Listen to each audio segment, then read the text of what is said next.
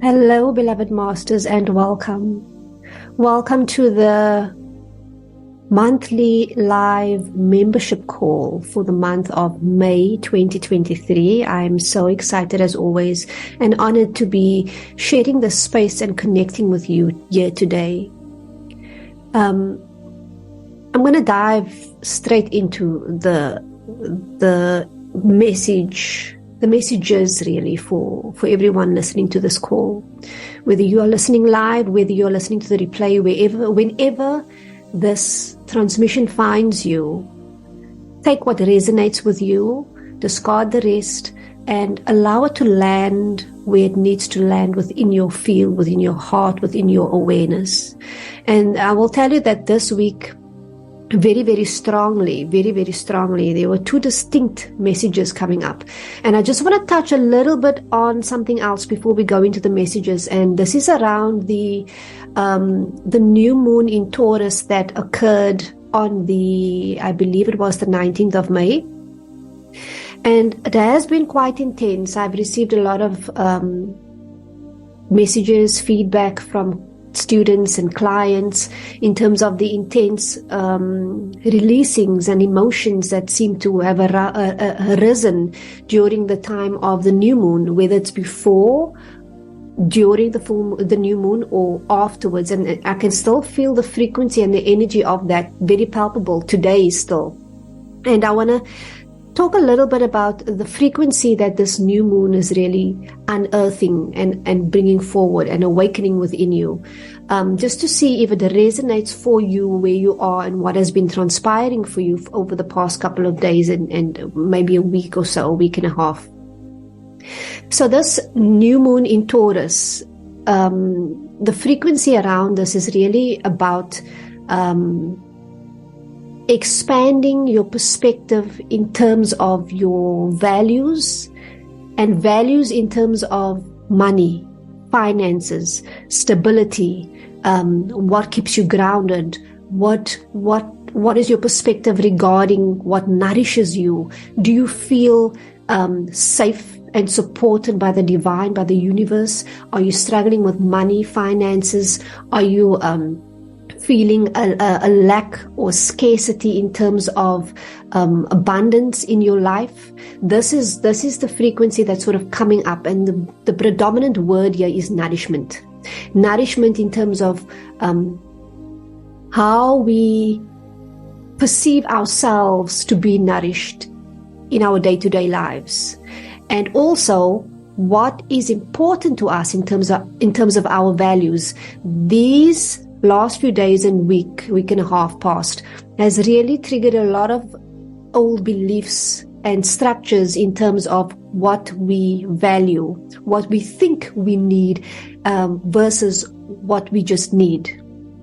And what is important to us, what is really important to us, or what has been conditioned in us as something that is important, but it's really not important.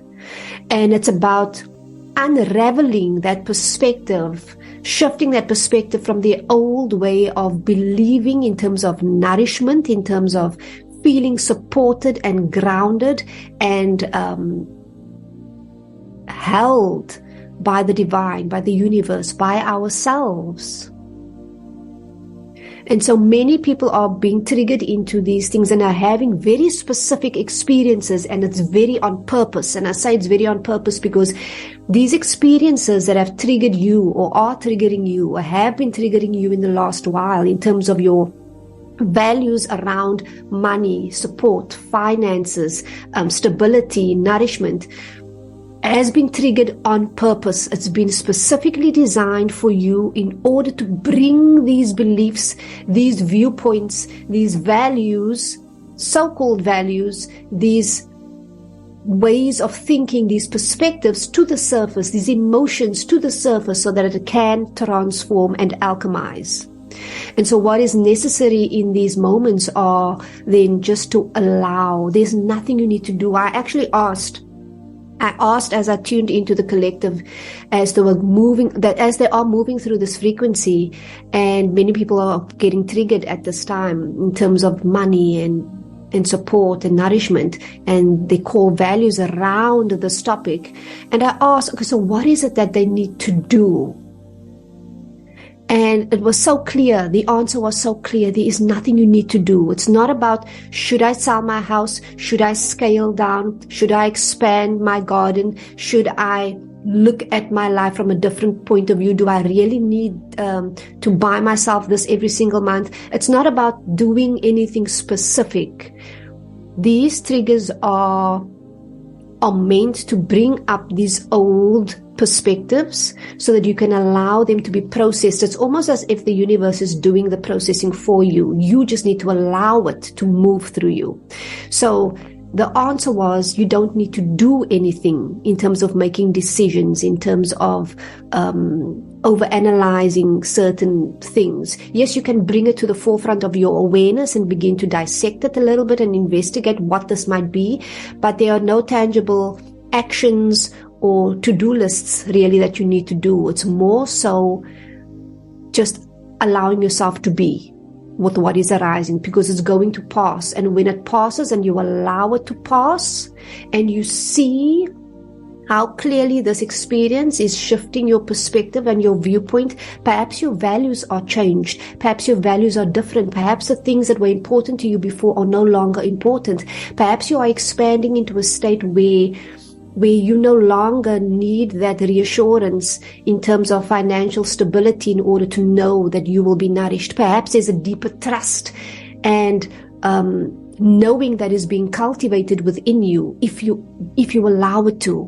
And when you come out on the other side of this, you will feel like you have a more expanded, high viewpoint or perspective of nourishment, abundance, material wealth, how you feel supported, grounded by the universe at large, and what is important to you.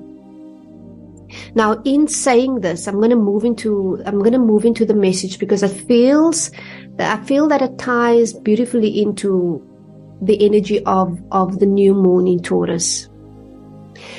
Because what it really comes down to is allowing yourself to feel your emotions, to be with yourself when you are moving through these difficult thresholds. But most importantly, we have played specific roles within our lifetime for so long. And this can be the role of caretaker, it can be the role of mother, it can be the role of wearing a specific mask or a persona to sort of keep a certain status, so that we are being perceived in a certain way. It can be a standard of living that we think we need to have, but really doesn't align with what you really truly want. It's been taught to you rather than a natural desire to have.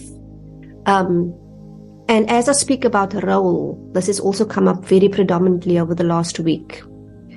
This time now, there are many roles for individuals and for the collective that are coming up. And I want to say this to you very clearly so that you're able to receive this. When we realize that we are playing a role, or we have a mask on in certain situations or experiences, when we know that there is a part of us that is still sort of dabbling in the old way of being, we still have a foot a little bit in the old way of being, survival mode, for example, still in that complete mode of needing to survive day to day, thinking that we're not supported, and if we don't put our hands on that steering wheel and control it, everything is going to fall apart. The fear of the unknown. And so we have roles that we play for that too. Personas that we've created for ourselves to keep ourselves safe. And in many cases, when there is a role or a persona that has been so strongly rooted from a very, very, very young age, it has been so strongly rooted within us that it's become part of who we are or who we think we are. it can be quite difficult to then integrate this part, heal this part, and we've been dealing with this part of ourselves for a very long time. However, I want to say that sometimes we have a role or a persona that is too stubborn or too much in resistance to let go. What do we do then? I come back to the initial question that I posed to the universe. What do I do? Nothing. Just be. Sometimes, beloved, oftentimes a role needs to be played until it comes to the end of that role. Until it reaches a space of exhaustion that naturally propels that role into a state of release and surrender. Because if we have a role or persona that is that stubborn, the only option for us is to allow that role to be played until it's reached the end of that role, until it completely exhausts itself into the possibility of letting go. I personally have had that experience myself, where I had parts of myself, especially when it came to fear, that would, out of trying to keep me safe, would go into survival mode or go into fear, anxiety mode. And I did everything in my power, at that time to heal and integrate this part of me. And yes, there were layers that were unearthed and released and so forth, but it was still so deeply rooted that it was my way of being that just couldn't budge. It just didn't want to shift completely. And I eventually almost gave in. I gave in the trying to try and change this part of me. And I gave in and allowed that role to play itself out, whilst observing it play itself out, while being aware that it's playing itself out. I allowed it to reach a point where it became so tired and so exhausted that it naturally propelled itself into the opening and the possibility of letting go, and then only did it let go. There was nothing anyone could tell me. There was nothing anyone could do. It was a role that was not ready yet to stop playing the role, because it was that deeply rooted, that deeply ingrained, and it was almost a part of me that I began to believe was me.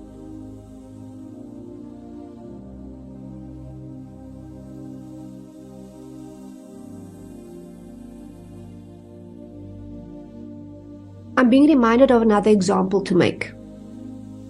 It's a personal example, and I remember ever since I was young, as far back as I could remember, the youngest age I could remember myself and my personality, I had always thought of myself as someone that was quiet, observant, timid, introverted, and because that's how I've been ever since I could remember, and that's how I would present myself to the world, as quiet, timid, a little bit shy, maybe introverted, all to myself. And I realized during my healing journey, it was almost revealed to me that sometimes we take on certain roles in order to keep ourselves safe. And what was realized in that moment for me was that I actually wasn't the timid, as introverted type of personality. I took on that role because at that time, I might have gone through a lot of criticism and judgment from people. Perhaps I was told not to be a certain way. I was too expressive. Perhaps I was just too weird. Whatever the case was, that persona that I had thought was me all along was in fact not me. It was in fact a role that has become so deeply ingrained that I had begun to believe that was my core personality. And only when I began to heal and really surrender to all that I was, did that other aspect of my soul self emerge, my personality self emerge, and I realized I wasn't the so-called introverted, timid, shy type. I was actually very expressive. I was actually very strong, but I put that away. I boxed that away in order to keep myself safe. And this was a part of me, a role that needed to play itself out until it exhausted itself to the point where it could open up to who she truly was. And that's just an example. I mean, you could look at your own individual lives in any area of your life and see what might still be a persona or a role that we've been playing. The parts of us that are so stubborn that no matter what we do, it doesn't want to shift. And this new moon in Taurus might be a very pivotal point in our lives where these specific roles comes to the forefront of our mind, especially around the areas of support, nourishment, finance, wealth, stability.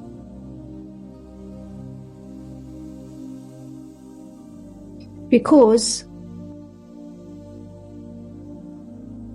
what will be activated and brought up to the surface now are roles that triggers our core values. And core values are usually foundational. It's usually stemming from a very, very, very, very, very young age around survival, around stability, support, nourishment. And now we are at a point where we are being propelled into expanding into a different perspective of what our true core values are. What does it mean to us to feel nourished and supported by the universe, by the divine, by ourselves? To question what is important to us, to question the things we think we need. To be able to feel safe and supported even when we don't have the things we think we need to have.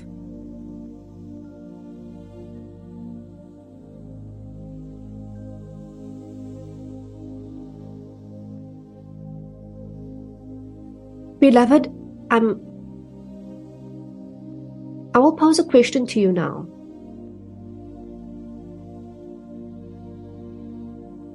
Think about this in two different parts.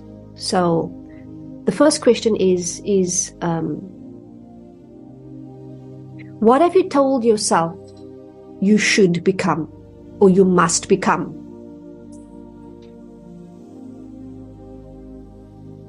For example, I should become or I must become the CEO of my own business, or I should become or I must become a millionaire, or I should become or I must become a person that does this or that.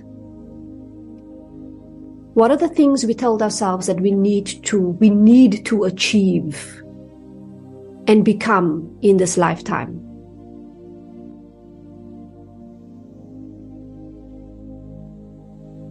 Now, ask yourself,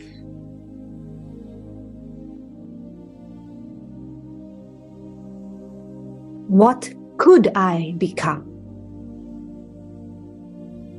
What could I become? Doesn't that feel different?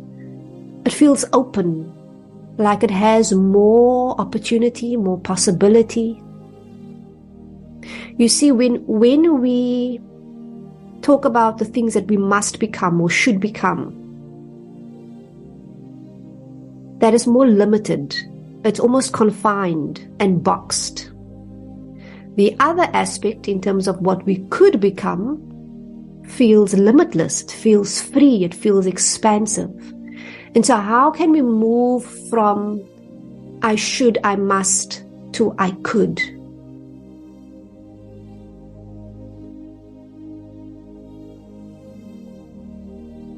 The only way that we can move from a should and a must to a could, to greater, limitless possibility, is to break through the confines of the old boxes, personas, and labels that we've placed upon ourselves and that has been placed upon us. We have to expand beyond what we have known and what we have come to know up until this point. Even if it's scary, even if it's the most frightening thing that we could do, we have the opportunity to gently allow ourselves to walk towards that which is scary.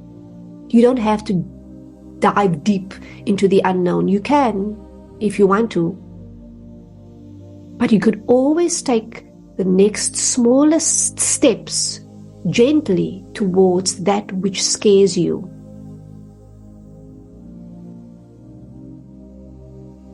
Or to that which is unknown. Out of your comfort zone. Because out of your comfort zone is where you realize what you could be. And what you could be is so much more greater and grander and magnificent than what you must be or should be. Must and should be's are ideas that we've created, or we've been told that we need to do this and we need to become this. And so we believed it. We believed if I'm not that and I don't have that, then I am not good enough, or I haven't reached my potential, or I will not be abundant, or I will not be wealthy, or I'm not supported. Then I'm not nourished. If I haven't achieved what I must and what I should, then I am just not receiving the nourishment.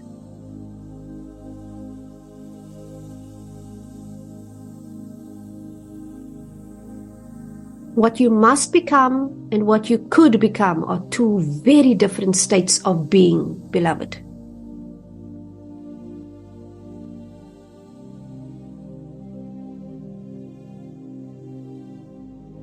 The one is boxed, the other is expansive.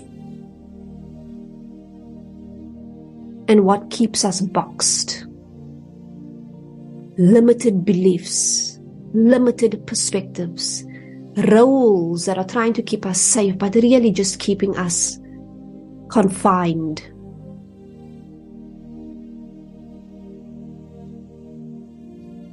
And as we allow these roles to come up to the surface and we watch them and we observe them and we are aware of them, and instead of trying to change them or transform them, allowing them to be, allowing them to naturally in their own time come to the end of that role, allowing that role to play out completely,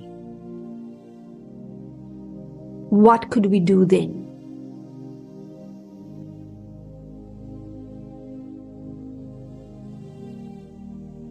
I wrote a quote the other day and it says, "A master knows that it takes self-compassion to allow ourselves to be softened by our shadows instead of hardened by them." Self-compassion. And that to be self-compassionate in the face of distress or fear means to give yourself and your body and your mind the space to move gently toward that which we fear. I'm going to say that again. A master knows that it takes self-compassion to allow ourselves to be softened by our shadows instead of hardened by them. And that to be self-compassionate in the face of distress means to give yourself, your body, and your mind the space to move gently toward that which we fear.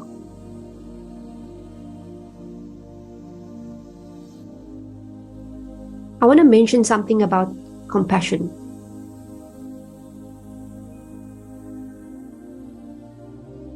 I remember times in my own journey where I was left powerless. I did everything I could and I couldn't, there was nothing left for me to do.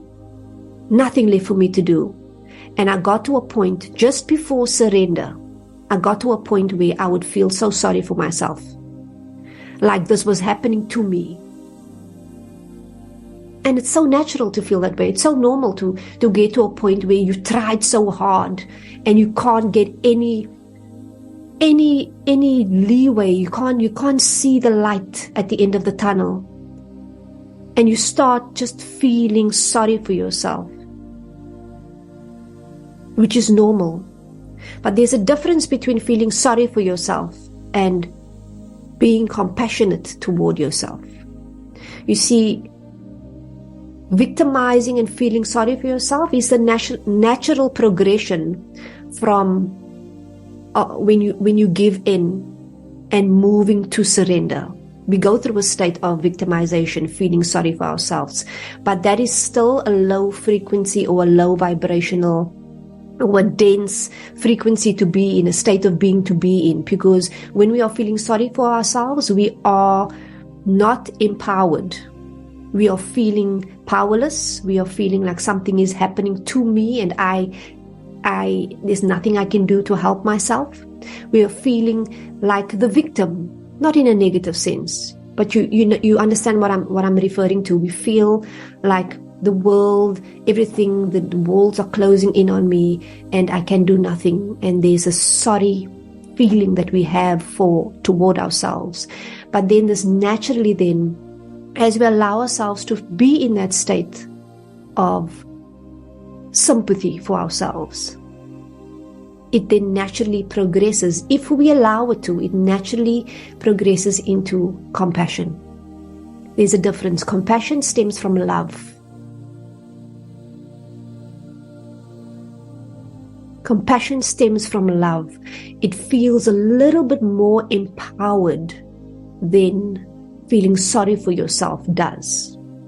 And we're actually going to dive into these emotions in the upcoming masterclass series, which begins in the first week in June. Every week I'll upload a video or audio masterclass. I'm excited for that because I feel that it's really, really needed at this time, especially when we are in states of allowing and radical acceptance. These emotions are bound to arise. But what do we do when it does arise? Do we know what is arising when it is arising? Can we allow it to be through awareness? Because when we have an idea of what is arising within us in terms of our emotions and our feelings, and we're not attached to it that much, we can still be aware of it, and we sort of have an idea of what is arising for us, that is already half the job done. Because when you bring your consciousness and you shine the light of consciousness onto that emotion deemed as the shadow,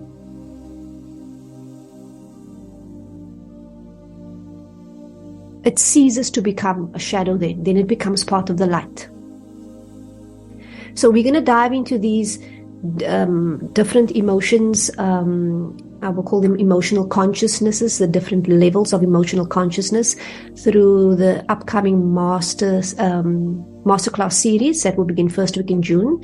And we're going to talk a little bit about self-compassion and what we can do and what we should be doing and what that is for us. And so it's really going to be quite eye-opening, and it's going to be, I feel, very needed, because all of us, every single one of us at some point and at this point are going or moving through any one of those emotions. And when we go through each of their topics, you might become aware, oh my word, so that's what I'm moving through right now. Oh my word, I see now, that's what I was moving through last week. Oh, that's what it is. It's really going to be a space and a container and a place for you to bring those awarenesses and those emotions and feelings up to the surface so that we can transform them. So it is quite an accelerated healing masterclass in terms of emotions. And emotions, once again, are the doorway to our liberation, right? Healing through feeling.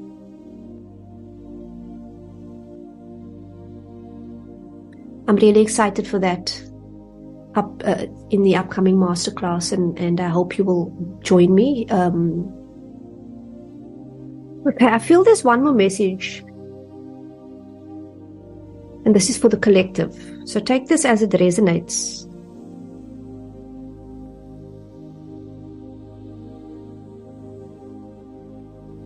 Okay, so I'm going to pull one oracle card from the Moonology deck. I'm feeling very guided to do this. I don't, like I told you before, I don't really work with cards. Everything I do is usually very intuitive only, and from a place of knowing, but I'm feeling guided to draw 3 oracle cards, and I'm just going to read the message on the card. So you can choose between card 1, card 2, or card 3, and I will begin now with card 1.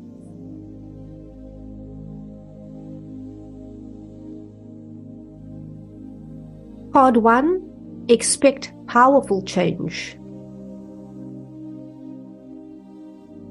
Card 2, it poses a question, and says and asks, what do you need to release? And that you're very close to achieving your goal. There's something that needs releasing right now. And you are at that precipice point of reaching your specific goal. Card 3, don't let your past hold you back. I feel the third one has got to do with a little bit of fear, because it's saying don't let your past hold you back, that you are safe. So there's something that you might be thinking about or worrying about in terms of the future, or in terms of what's going to happen, or the unknown, that is causing a little bit of fear within you. And the divine wants you to know that you are safe. Don't default back to old ways of thinking and believing and perceiving. Trust this process. Trust the unfoldment of everything that is happening now. And for all 3 cards, it's very powerful. First card says expect powerful change. The second card says, what do you need to release? Is something coming up for you right now at this point in your life? I feel it's an emotion or a feeling that is wanting the space to release. The third card, I feel it deals with fear. Fear of the future, fear of something happening, fear of the unknown, fear of what might happen, feeling unsafe. And so for all of these 3 cards, once again, it speaks so beautifully to the core messages of today's members call. Allowing those emotions to be and to feel them. There's nothing you need to do. Move out of survival mode where we are trying to grasp and change and take control and ensure our safety because we fear. That is a persona we've created to keep us safe. We can allow that persona and that role to play out until it exhausts itself to the point of release. But I want you to become really aware of these roles and perspectives that we are taking. And there's a beautiful validation and confirmation and reassurance from the divine today is that you are exactly where you need to be. There's something beautiful, powerful that is unearthing and unfolding for you, and you just cannot see it with your logical mind at this point in time. But beyond that, through that doorway, lies greater expansion and embodiment for you. You couldn't possibly fathom everything that your God self has in store for you. Your job is to let things be and let them go. Release the hold. Release the old. Let the past go. Let the past be in the past. Stay here, now, present with yourself on this path. Beautiful. I couldn't have summed it up even more better than it has been summed up.